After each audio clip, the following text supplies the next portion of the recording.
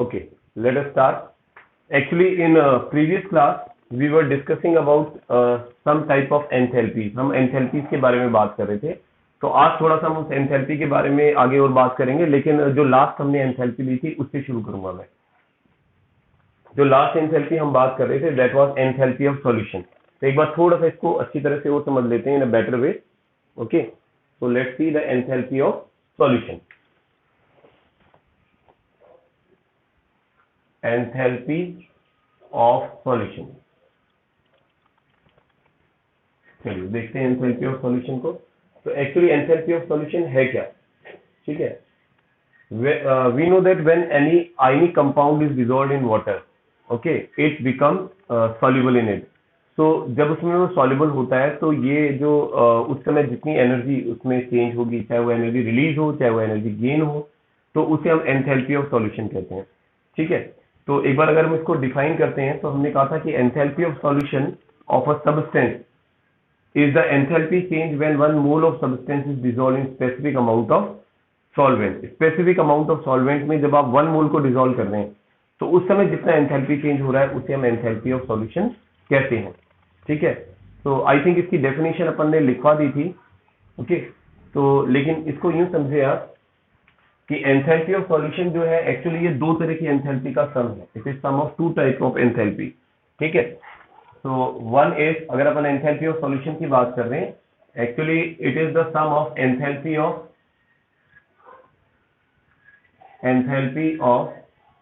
Hydration. पहले तो ionization आएगा. Enthalpy of ionization and enthalpy of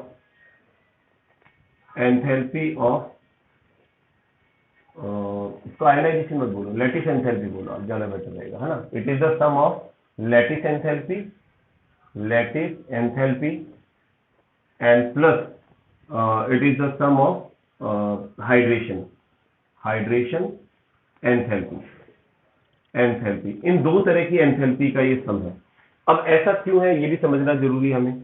actually जब आप किसी आयनिक कंपाउंड को डिसॉल्व करते हैं, ठीक है, वाटर में, हम ये मान रहे हैं कि वाटर में डिसॉल्व करने पर it will dissociate like this, A positive aqueous and B negative aqueous. इस तरह से ये डिसोसिएट हो जाता है.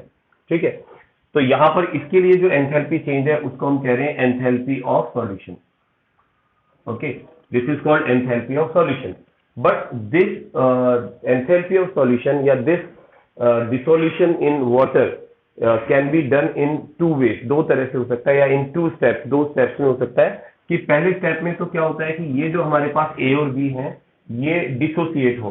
तो इसको डिसोसिएट करने के लिए, जैसा हम ऑलरेडी कल लैटिस एंथैल्पी के बारे में स्टडी की थी हमने, कि इसको डिसोसिएट करने के लिए जो एंथैल्पी रिक्वायर्ड होती है that is called lattice enthalpy. उसे आप क्या बोलते हैं? Lattice enthalpy. यानी जब आप इसको लैटिस एंथैल्पी जितनी एनर्जी देंगे तो उस समय जो आपके पास आयन है ए प्लस और बी माइनस, इनकी फॉर्मेशन होगी, यानी जो ये है आयनिक फॉर्म में कन्वर्ट हो जाएगा.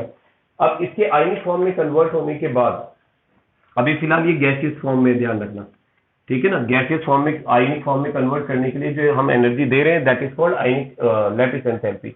और उसके बाद इसको हम वाटर में डिसॉल्व करेंगे. ठीक है, तो वाटर में डिसॉल्व करने को हम लोग क्या बोलते हैं? इसका डिसोल्यूशन कहते हैं, एक तरह से इसको इसका हाइड्रेशन कहते हैं. तो उस समय जो एंथैल्पी चेंज होगी दैट इज हाइड्रेशन एंथैल्पी. उसको हम हाइड्रेशन एंथैल्पी कह रहे हैं. तो इस तरह से हम कह सकते हैं कि जब हम सॉल्यूशन की एंथैल्पी की बात कर रहे हैं, भाई ए बी का सॉल्यूशन कैसे बनेगा कि पहले वो आयंस में डिसोसिएट होगा, लैटिस एंथैल्पी, और फिर उसके बाद उसका हाइड्रेशन होगा, वाटर मॉलिक्यूल उसको सराउंड करेंगे, that is called hydration enthalpy. तो यहां पर इसका मतलब हम ये इसको शॉर्ट में यू लिख सकते हैं कि डेल एच सॉल्यूशन, ठीक है, enthalpy of solution is equal to lattice enthalpy and hydration enthalpy. ठीक है, इस तरह की दो एंथैल्पी का जो सम है that is called enthalpy of solution. Okay, तो ये हमने कल थोड़ा सा स्टडी किया था इस चीज को. I think it is clear to you. अब आगे चलते हैं हम. एंथैल्पी ऑफ सॉल्यूशन के बाद we are discussing about the next type of enthalpy. पूरा कर दें. Okay,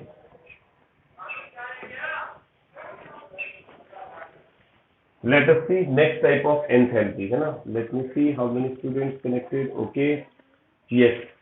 So next enthalpy we are discussing is the enthalpy of atomization. Enthalpy of atomization. Atomization.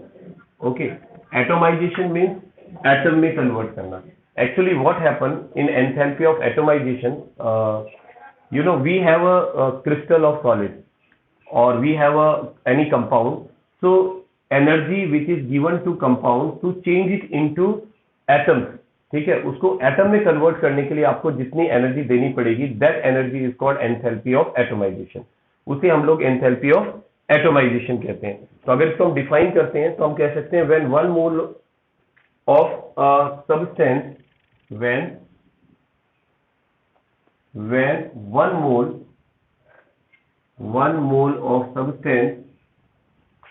one mole of substance dissociates into gaseous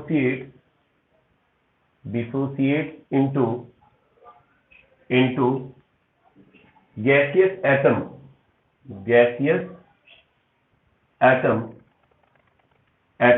the enthalpy change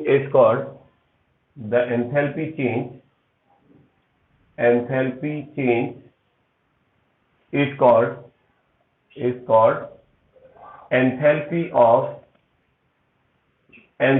of atomization. ठीक है. So let me clear once again. As I said that we have one mole of a substance. आपके पास one mole substance है, ठीक है, और आप उस one mole substance को dissociate करते हैं.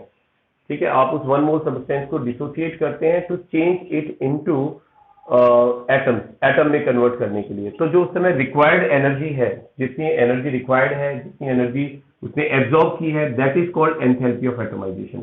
Let's have an example. देखिए, जैसे आपके पास हाइड्रोजन गैस है. Suppose we have hydrogen gas, okay, and we have one mole of hydrogen gas. ये वन मोल है आपके पास. Then you change the hydrogen into hydrogen atoms. आप इसको hydrogen atom, gaseous hydrogen atom में convert कर रहे हैं. तो आपने क्या किया, ये जो मॉलिक्यूल था उसको एटम में कन्वर्ट किया. तो मॉलिक्यूल को एटम में चेंज करने के लिए जितनी एनर्जी आपको यहाँ पर रिक्वायर्ड होगी, जितनी एनर्जी इसको देनी पड़ेगी, that is called enthalpy of atomization. और इसको एक्सप्रेस किस तरह से करेंगे? It is expressed by del A H. ठीक है, इस तरह भी लिख देते हैं इसको, डेल एच ए. तो दोनों एक ही चीज है. कुछ बुक्स में आपको ये आगे मिल जाएगा, कुछ में पीछे मिल जाएगा. ठीक है, तो हम इस तरह देख रहे हैं.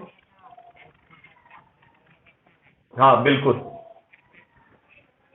बेटा, एक्चुअली रिएक्टिविटी बिल्कुल करती है इसके अंदर. जैसे मान लो जो ज्यादा रिएक्टिव्स होते हैं, ठीक है, जिनका बॉन्ड वीक होता है, तो उनकी एंथैल्पी ऑफ एटोमाइजेशन कम होती है. जैसे एक एग्जांपल की बात बताते हैं आपको. जैसे फ्लोरीन की बात करें हम, और हम क्लोरीन की बात करें, तो अगर आपसे पूछा जाए कि किसकी एंथैल्पी ऑफ एटोमाइजेशन कम होगी, तो डेफिनेटली उसकी एंथैल्पी ऑफ एटोमाइजेशन कम होती है जिसका बॉन्ड इजिली ब्रेक हो जाता है. तो यहाँ पर इसका बॉन्ड ज्यादा आसानी से ब्रेक होता है. ठीक है, इसका कंपैरेटिवली मतलब मुश्किल से ब्रेक होगा. तो इसकी एंथैल्पी ऑफ एटोमाइजेशन कम है, इसकी एंथैल्पी ऑफ एटोमाइजेशन ज्यादा है. तो अगर मैं जैसे हाइड्रोजन की बात कर रहा हूँ, तो हाइड्रोजन केस में जो एंथैल्पी ऑफ एटोमाइजेशन है, that is 435.0 kilo joule mole inverse. ठीक है, यानी वन मोल हाइड्रोजन मॉलिक्यूल को आपको एटम में कन्वर्ट करने के लिए जितनी एनर्जी देनी पड़ेगी, that is 435.0 kilo joule. Similarly suppose you have methane. आपके पास मीथेन है इन गैसियस फॉर्म. सो ये मॉलिक्यूल है, और इस मीथेन में हमारे पास हाइड्रोजन और कार्बन दोनों है. हाइड्रोजन और कार्बन दोनों है इसके अंदर. तो अब अगर इसको मैं एटम में डिसोसिएट करता हूं, ठीक है, जैसे कार्बन गैसियस फॉर्म में और 4 हाइड्रोजन ये भी गैसियस फॉर्म में, तो इसके लिए मुझे जितनी एनर्जी देनी पड़ेगी, that is del H A equals to, और ये एनर्जी आपकी 1665 किलो जूल मोल इनवर्स. ठीक है, तो ये इसकी एंथैल्पी ऑफ एटोमाइजेशन हो जाएगी. और अगर स्टैंडर्ड कंडीशन के लिए ले रहे हैं तो आप यहाँ पर नॉट भी लगा देंगे. ठीक है, स्टैंडर्ड एंथैल्पी ऑफ एटोमाइजेशन बोल देंगे उसको. ठीक है, तो I think it is clear to you कि एंथैल्पी ऑफ एटोमाइजेशन क्या होती है. कि आपके पास जो भी मॉलिक्यूल है, ठीक है, उस मॉलिक्यूल के गैसियस फॉर्म को अगर आपको एटम में कन्वर्ट करना है, ठीक है, एटम में डिसोसिएट करना है, वन मोल होना चाहिए वो सब्सटेंस, तो उसके लिए जितनी एनर्जी रिक्वायर्ड होगी, that particular energy is called enthalpy of atomisation. Okay, so अब आगे चलते हैं एंथैल। हाँ बोलिए, बोलो बेटा। बिल्कुल बिल्कुल बिल्कुल। एक्चुअली हाँ, वहां पर भी आपको यही करना है कि पहले उसकी गैसियस फॉर्म को कन्वर्ट करना है। ठीक है, तो उसके लिए जितनी एनर्जी रिक्वायर्ड होगी गैसियस फॉर्म से कन्वर्ट करने के लिए, that is enthalpy of atomisation. ठीक है,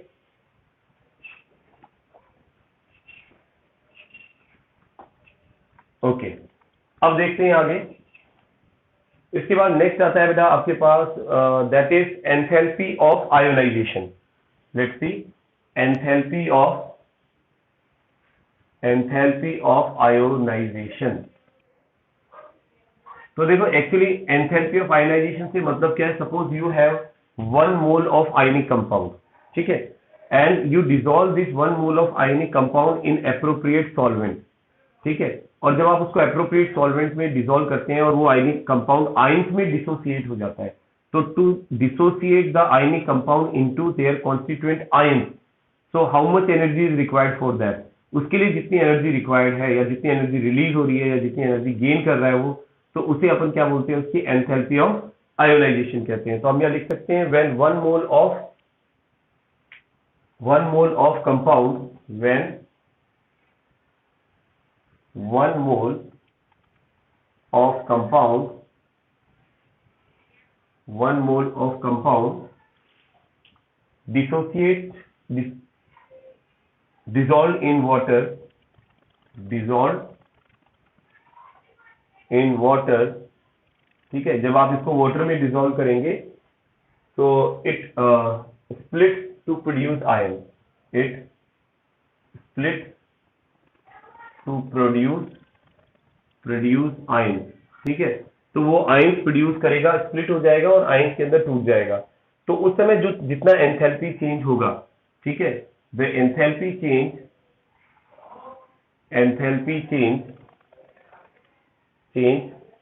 in this process is called enthalpy of ionization। तो इसको मैं डेल एच लिख ही देते हैं, enthalpy of ionization। ठीक है, it is called enthalpy of ionization and it will be represented by del H I. इसको आप del एच आई से रिप्रेजेंट करेंगे, that is enthalpy of ionization। so we can take an example, suppose we have HCl, okay, and this HCl when it is present in gaseous form and you dissolve this या you pass this HCl into water, इसको आप water में पास कर दें। अब water में पास करने पर डेफिनेटली जो हाइड्रोजन क्लोराइड है it will change into H+ ion aqueous और Cl- एक्वस, इस तरह से ये डिसोसिएट हो जाएगा आयंस में। तो हम इसको आयोनाइजेशन कहते हैं ना, कि आयोनाइजेशन हो गया HCl का। तो इस आयोनाइजेशन के लिए जितनी एनर्जी रिक्वायर्ड होगी, ठीक है, तो वो एनर्जी यहाँ पर हो जाएगी इसकी एंथैल्पी ऑफ आयोनाइजेशन। तो इसके लिए जो एंथैल्पी ऑफ आयोनाइजेशन है डेल आई एच या डेल एच आई लिख रहे हैं ना, del H I equals to that is -7.2 kilo joule mole inverse. ठीक है, तो आपके पास में अगर ये 1 मोल HCl है और उसे आप वाटर में डिसॉल्व कर रहे हैं, तो वाटर में डिसॉल्व करते समय उसकी जो एंथैल्पी ऑफ आयोनाइजेशन है वो इतनी है और ये नेगेटिव वैल्यू है। नेगेटिव वैल्यू मतलब क्या हो गया कि एंथैल्पी डिक्रीज हो रही है। और एंथैल्पी डिक्रीज क्या कब होती है बेटा, एंथैल्पी डिक्रीज जब होती है जब एनर्जी रिलीज होती है, एक्सोथर्मिक रिएक्शन होती है। तो इसका मतलब ये हुआ कि जब आप HCl को वाटर में डिसॉल्व करेंगे वो आयोनाइज तो हो जाएगा, बट वाटर का जो टेम्परेचर है वो कंपेरेटिवली हाई हो जाएगा, वो गर्म हो जाएगा क्योंकि वो हीट को रिलीज कर रहा है और उसकी एंथैल्पी डिक्रीज हो रही है। ठीक है ना, तो ये जो एंथैल्पी है this is called enthalpy of ionization. So I think it is clear to you, enthalpy of ionisation.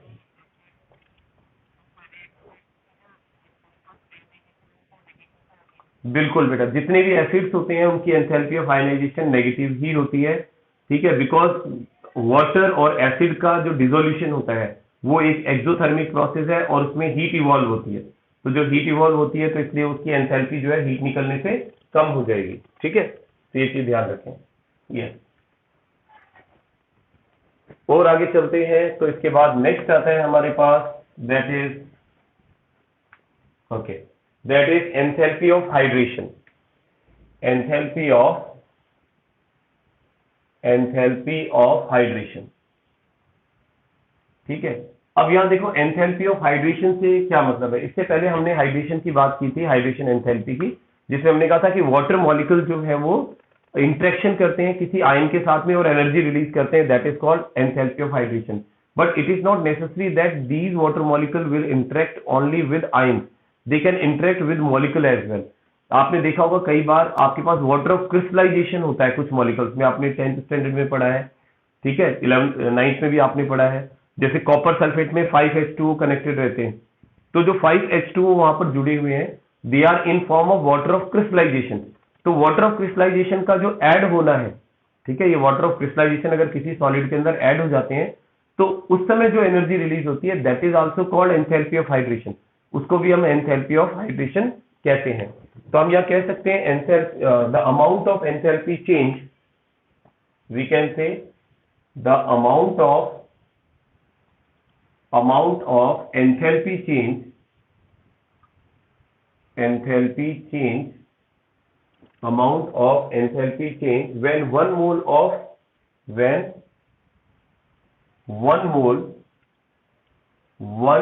of और एनहाइड्रस का मतलब जिसमें ऑलरेडी वाटर मॉलिक्यूल नहीं है, ध्यान रखना। 1 mole of anhydrous salt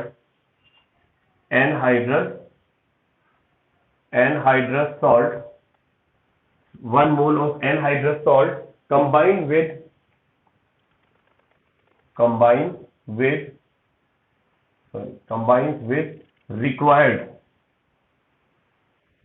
with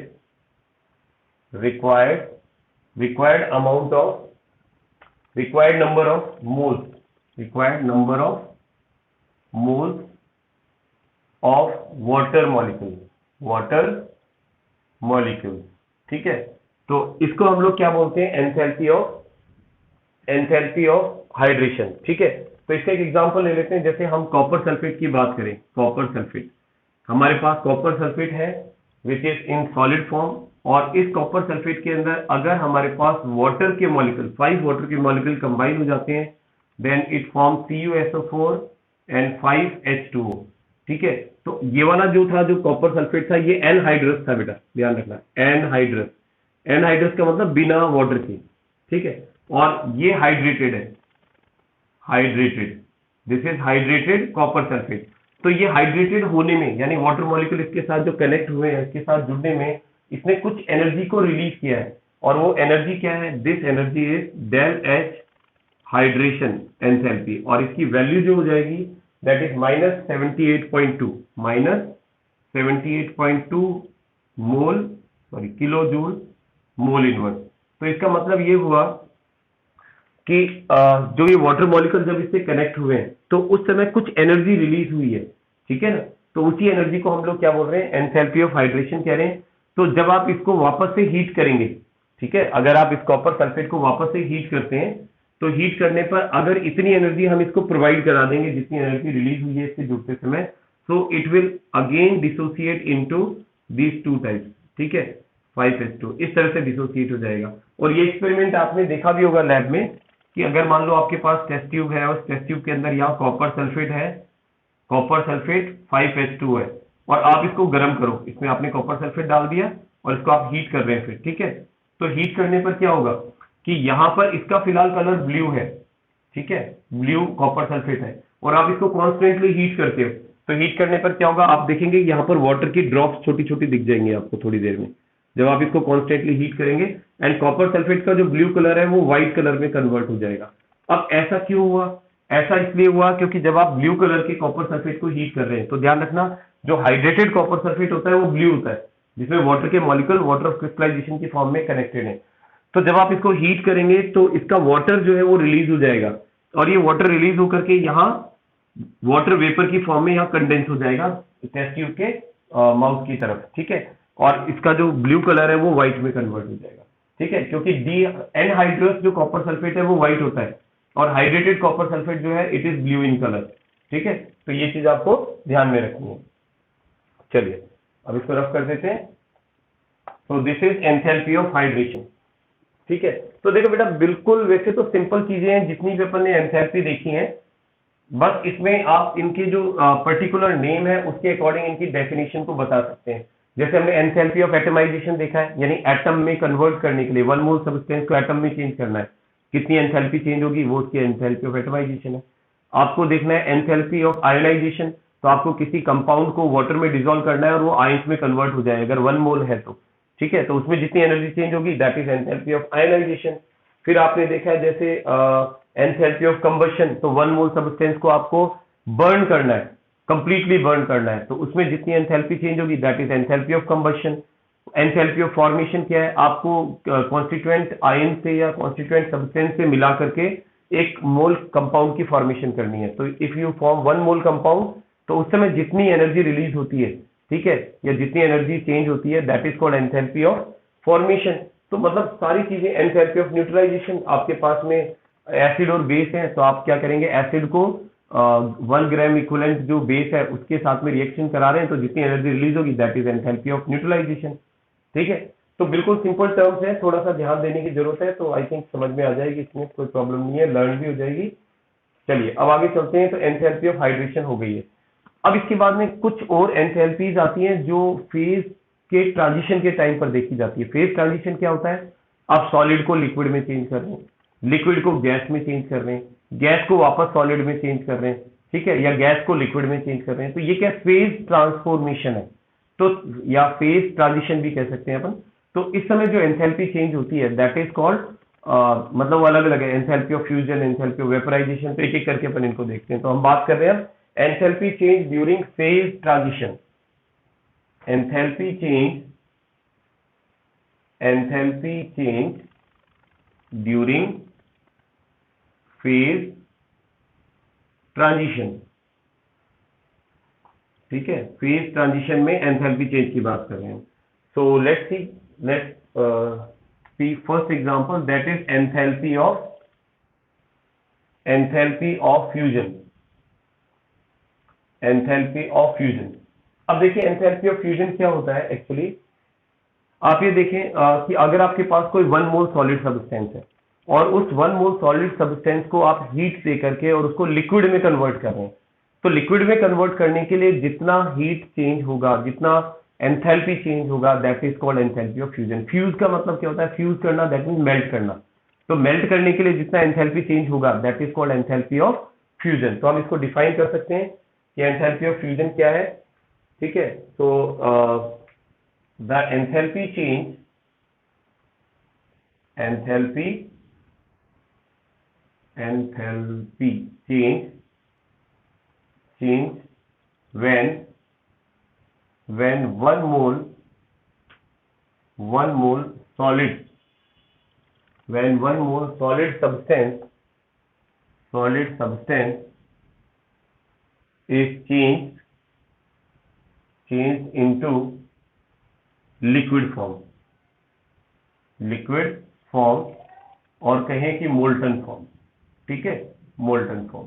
तो लिक्विड फॉर्म या मोल्टन फॉर्म में आपको चेंज करना है सॉलिड सब्सटेंस को, तो उसके लिए जितना आप उसको एंथैल्पी देंगे या जितनी उसकी एंथैल्पी चेंज होगी that is called enthalpy of fusion, ठीक है। और एक चीज और ध्यान रखें, एट इट्स मेल्टिंग पॉइंट, ये चीज और लिख देना, मेल्टिंग पॉइंट पर ही मेल्ट होगा वो, उसके मेल्टिंग पॉइंट पर देखना है आपको। तो इसका एग्जांपल ले लेते हैं हम लोग। जैसे मान लीजिए आपके पास H2O है, ठीक है, और हमें पता है H2O सॉलिड लिक्विड दोनों स्टेट में मिलता है। सो सपोज ये सॉलिड स्टेट के अंदर है H2O। अब सॉलिड स्टेट में जो आपके पास H2O, इसको हीट देंगे तो ये लिक्विड में कन्वर्ट होगा, ठीक है, it will change into liquid state. Now अब इसको लिक्विड में कन्वर्ट करते समय कितना एंथैल्पी चेंज हुआ है, that is del H, and we are talking about enthalpy of fusion, okay. तो FUS लिखिए यहाँ पर, डेल H नॉट फ्यूज, ठीक है, फ्यूजन। तो इसकी जो वैल्यू है that is plus 6.0 kilo joule mole inverse. तो अब इसका मतलब देखिए कि हमें पता है कि अगर हम आइस को हीट करते हैं, ठीक है, तो उस कंडीशन के अंदर वो लिक्विड में कन्वर्ट होती है और फ्यूज होती है। तो इसका मतलब आपने हीट दी है और ये एंडोथर्मिक रिएक्शन है, और एंडोथर्मिक रिएक्शन में हमेशा एंथैल्पी इंक्रीज होती है। तो यहाँ इसलिए एंथैल्पी की जो वैल्यू है, change in enthalpy, that is positive because it is endothermic process, ठीक है। चलिए अब आगे चलते हैं। This is called enthalpy of fusion. अब देखिए एंथैल्पी ऑफ फ्यूजन के बाद the next enthalpy which we are going to discuss is the enthalpy of vaporization. That is second is enthalpy of vaporization. ठीक है, तो वेपराइजेशन भी I think you know it very well. What is vaporisation? कि when you change any liquid in its vapour form, अगर आप liquid को उसकी vapour form में कन्वर्ट करते हैं इसके बॉइलिंग पॉइंट पर, तो उस समय जितना एंथैल्पी चेंज होता है या जितनी अमाउंट ऑफ हीट रिक्वायर्ड होती है उसके लिए, that is called enthalpy of vaporization. तो हम कह सकते हैं कि ये क्या है, देखो it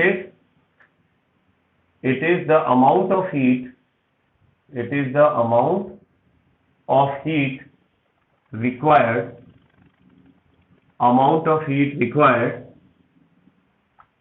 to change 1 mole liquid substance into its vapor form at boiling point, at its boiling point। ठीक है, यानी उसके बॉइलिंग पॉइंट पर अगर आप लिक्विड को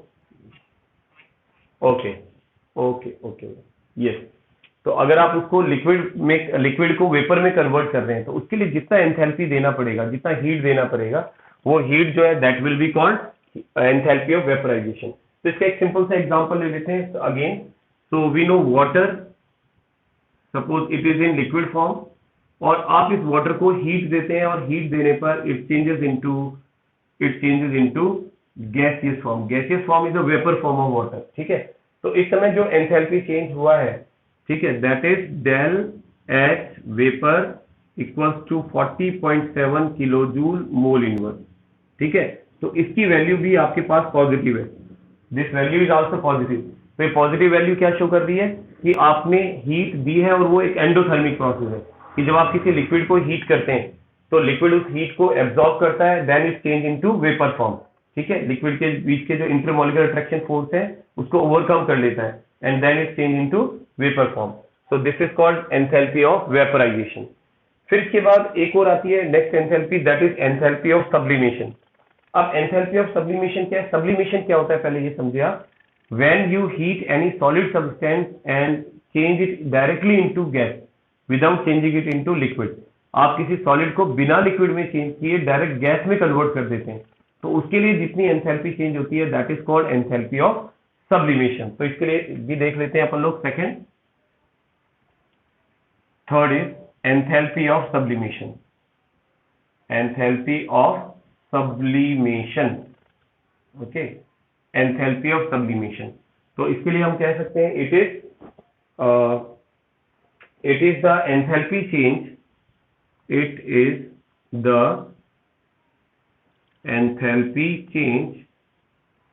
it is the enthalpy change with the conversion of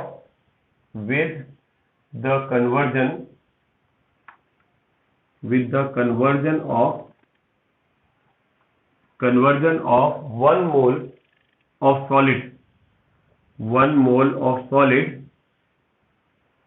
solid directly into vapor phase,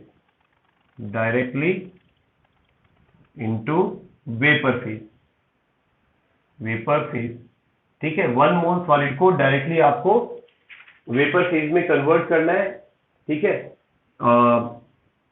eight given temperature, किसी given temperature पर, ठीक है, और बिलो इट्स मेल्टिंग पॉइंट, ये भी ध्यान रखें, बिलो इट्स मेल्टिंग पॉइंट। तो ये उसके मेल्टिंग पॉइंट से कम टेम्परेचर पर होता है पॉइंट, ठीक है। तो कुछ सब्सटेंसेस के अंदर ऐसा देखने को मिलता है। तो जैसे आयोडीन की बात करें अपन, ठीक है, if we talk about iodine, तो आयोडीन बेटा सॉलिड फॉर्म में होती है, I2 is present in solid form, और इसको अगर आप हीट देते हैं तो हीट देने पर it directly changes into gaseous form. तो इसके लिए जो हमने इसको हीट दी है दैट इज 62.39। तो इसकी जो एंथैल्पी ऑफ सब्लिमेशन है, enthalpy of sublimation that is 62.39 kilo joule mole inverse. ठीक है, तो इसमें डायरेक्टली बस सिंपल सा ही ध्यान रखना है। देखो तीन तरह की अपन ने देखी है। फर्स्ट, एंथैल्पी ऑफ फ्यूजन, यानी आपको सॉलिड को लिक्विड में कन्वर्ट करने के लिए। कार्बन डाइऑक्साइड, हाँ कार्बन डाइऑक्साइड अगर सॉलिड फॉर्म में है ऑलरेडी, ठीक है, आपने प्रेशर दे करके और टेम्परेचर कम करके उसको सॉलिड फॉर्म में कन्वर्ट कर रखा है, देन आप उसको CO2 को जब आप प्रेशर रिलीज करते हैं और टेम्परेचर बढ़ाते हैं, then it directly change into gaseous form. तो उसके लिए भी अपन सब्लिमेशन की एंथैल्पी की बात कर सकते हैं। यस, हाँ बिल्कुल किया जा सकता है। ठीक है, तो अपन ने बात की थी फर्स्ट एंथैल्पी ऑफ फ्यूजन, यानी मेल्ट करने के लिए जो एंथैल्पी चेंज हो रहा है या जो हीट रिक्वायर्ड है। फिर एंथैल्पी ऑफ वेपोराइजेशन, यानी लिक्विड को डायरेक्ट वेपर में कन्वर्ट करने के लिए जो हमें एंथैल्पी देनी पड़ रही है। Enthalpy of vaporisation, enthalpy of sublimation, तो यानी सॉलिड को डायरेक्ट आपको गैस में कन्वर्ट करने के लिए जितनी एनर्जी देनी पड़ रही है। तो इस तरह से, लेकिन ये सारी चीजें 1 मोल सब्सटेंस के लिए, तो ये चीज ध्यान रखनी है, 1 मोल सब्सटेंस के लिए ही अपन जितनी भी एंथैल्पी देख रहे हैं वो सब है, और इसलिए ये सब स्टैंडर्ड एंथैल्पी है, ध्यान रखना। तो ये सारी वैल्यूज जो है वो स्टैंडर्ड के लिए है। ठीक है, चलिए अब इसके बाद एक बहुत इंपॉर्टेंट चीज देख रहे हैं, दैट इज, और वो इंपॉर्टेंट चीज है हैश लॉ। ठीक है, जो आपने पहले आई थिंक एक बच्चे ने पूछा था, तो अब ये हैश लॉ आ गया अपना। हैश लॉ क्या है, चलिए बात करते हैं हैश लॉ के बारे में। हैश लॉ, ठीक है, देखो अब हम एंथैल्पी पढ़ चुके हैं सब तरह की, अब हम उसमें हैश लॉ को इंप्लीमेंट कर सकते हैं। तो हैश लॉ क्या कहता है, जनरल सी बात कही है। देखो हैश लॉ ने कोई मतलब अलग बात नहीं की है, ये आपको भी पता है, लेकिन इसने इसको अपने लॉ की फॉर्म में कहा है। इसने कहा है कि the total amount of heat evolve और एब्जॉर्ब इन अ रिएक्शन, किसी भी रिएक्शन में जितनी टोटल हीट इवॉल्व होती है या एब्जॉर्ब होती है इज द सेम, वो हमेशा बराबर रहेगी, whether the reaction takes place in one step और इन नंबर ऑफ स्टेप। एक ही रिएक्शन को अगर आप एक स्टेप में भी करा सकते हैं और नंबर ऑफ स्टेप में भी करा सकते हैं, तो उस समय जो टोटल एंथैल्पी चेंज है वो 1 स्टेप में जितना होगा, टोटल सभी स्टेप्स में भी उतना ही होगा। इसको एक एग्जांपल से समझते हैं। जैसे मान लीजिए you change A into B, ठीक है, and enthalpy change for this change is del H, R लिख देता हूं, ठीक है, ये इसका एंथैल्पी चेंज है। But you can change A into B in many steps as well. जैसे पहले आप इससे सी बनाओ, ठीक है, सी से आप डी बनाओ, एंड देन डी से आप वापस बी में कन्वर्ट कर दो इसको। तो यहां मैं मान लेता हूं कि इसका एंथैल्पी चेंज जो है H1 है, इसका एंथैल्पी चेंज H2 है, और इसका एंथैल्पी चेंज जो है वो H3 है। तो हैश लॉ क्या कहता है, सिंपल से वर्ड्स के अंदर देखो हैश लॉ क्या कह रहा है। हैश लॉ कह रहा है कि डेल एच आर, ठीक है, इस रिएक्शन की जो एंथैल्पी है to change A into B, A को बी में चेंज करने के लिए, ये 1 स्टेप के अंदर है। अब मल्टीपल स्टेप में ये है 1 2 3, तो ये किसके इक्वल होगा, H1 del H2 plus del H3। तो ये तो मल्टीपल स्टेप में चेंज हो रहा है, ये 1 स्टेप में हो रहा है, लेकिन दोनों में जो एंथैल्पी चेंज होगा दे मस्ट बी इक्वल। तो वो क्या होना चाहिए, इक्वल होना चाहिए। यही लॉ क्या कहलाता है, this is called hash law. ठीक है, तो हैश लॉ को अगर अपन वर्ड्स में लिखते हैं तो देखो कैसे लिखेंगे, इसको रफ कर रहा हूं एक बार मैं। How can we summarise it into words. तो इसने कहा था the total amount of heat, the total amount of heat evolved or absorbed, total amount of heat evolved or absorbed in a reaction, in a reaction is the same, वो same ही रहेगी, ठीक है, is the same whether the reaction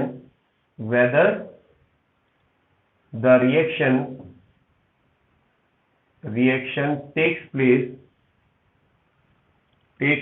whether the reaction takes place in one step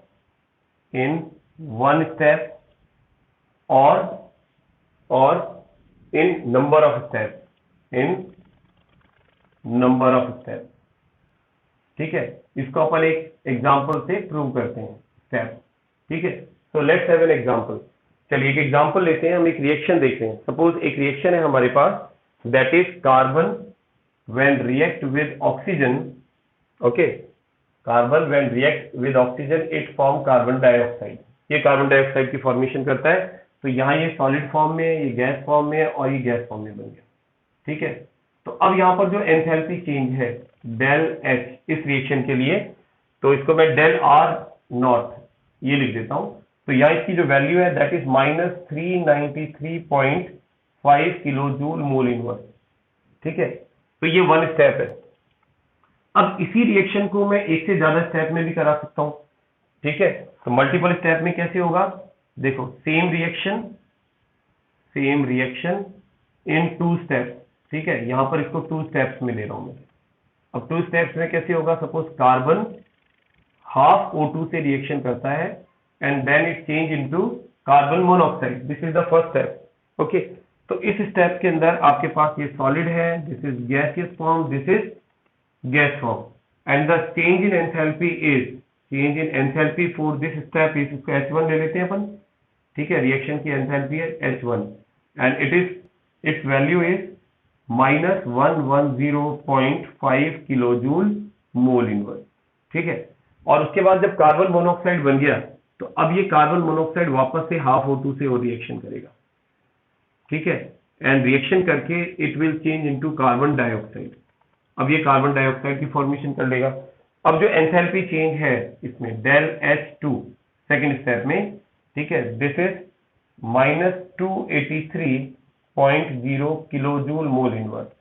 ठीक है, अब हमें ये देखना है हेयर फ्लो यहाँ पर एप्लीकेबल है या नहीं है। ठीक है, तो हमें क्या करना है कि इन 2 स्टेप की जो एंथैल्पी चेंज है वो इसके इक्वल होना चाहिए। तो आप इसको del H1 plus del H2, ठीक है, इन दोनों को ऐड करके देख लें तो it should be equal to del H not R, उसके इक्वल आना चाहिए। तो इसकी वैल्यू आपके पास -110.5 प्लस और माइनस में 283.0, और जब आप इसको ऐड करते हैं तो ऐड करने पर आपके पास जो वैल्यू आएगी that will be equal to this, इसके इक्वल ही आएगी -393.5 किलो जूल मोल इनवर्स। ठीक है, तो ये वैल्यू आएगी। तो ये वैल्यू किसके इक्वल है, ये वैल्यू तो डेल H R के इक्वल है। ठीक है, तो इसका मतलब अगर आप किसी रिएक्शन को एक से ज्यादा स्टेप में करा रहे हैं, ठीक है, आप किसी रिएक्शन को एक से ज्यादा स्टेप में करा रहे हैं तो इसका मतलब उन सब रिएक्शन की एंथैल्पी का सम जो होगा वो उसकी ओवरऑल एक स्टेप वाली जो रिएक्शन होगी उसके इक्वल। यहां पर नहीं बेटा, ये सॉलिड फॉर्म में रिएक्शन करता है, ये सॉलिड फॉर्म में रिएक्शन कर रहा है इसके साथ में।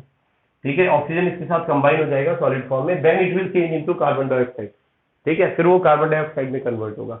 हमेशा गैसियस फॉर्म में रिएक्शन नहीं होती है, कभी कभी लिक्विड फॉर्म में भी रिएक्शन होती है, कभी सॉलिड सीधे डायरेक्ट गैस से भी रिएक्शन करता है। ठीक है, बट मोस्टली जो आयनिक वाले अपन देखते हैं ना, जिसमें हम लोग वो करते हैं लैटिस एंथैल्पी और हाइड्रेशन एंथैल्पी कहते हैं, तो वहां पर हम लोग लैटिस एंथैल्पी काउंट करने के लिए पहले उसको गैसियस फॉर्म में कन्वर्ट करते हैं आयन को। ठीक है, वो लैटिस एंथैल्पी के लिए एप्लीकेबल है।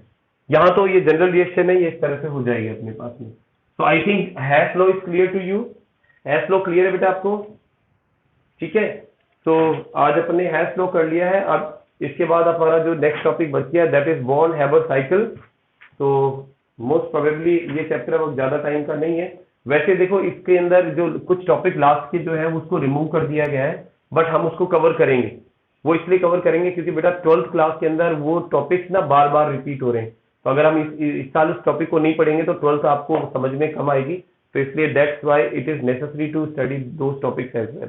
ठीक है, तो